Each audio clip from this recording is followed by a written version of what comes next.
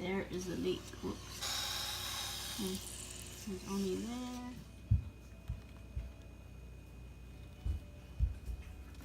Close the tap.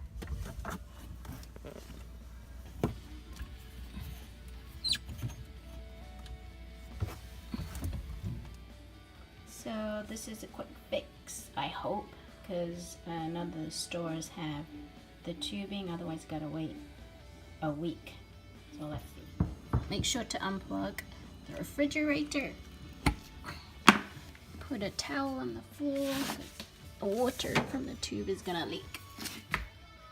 So I marked where the leak is, so I'm gonna cut a bit there.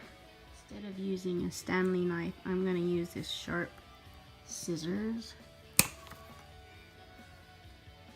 And then I'm gonna cut a little bit there on top.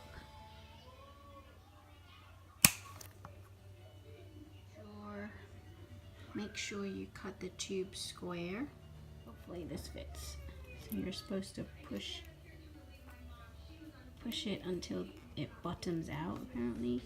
And let's see if this one works.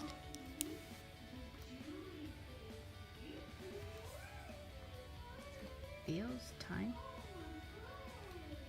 Can't pull it off.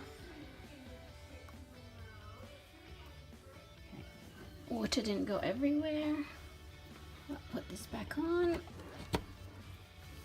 Oops. Open the tap. Back.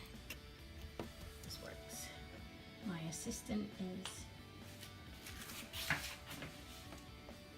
Okay, let's see if this works.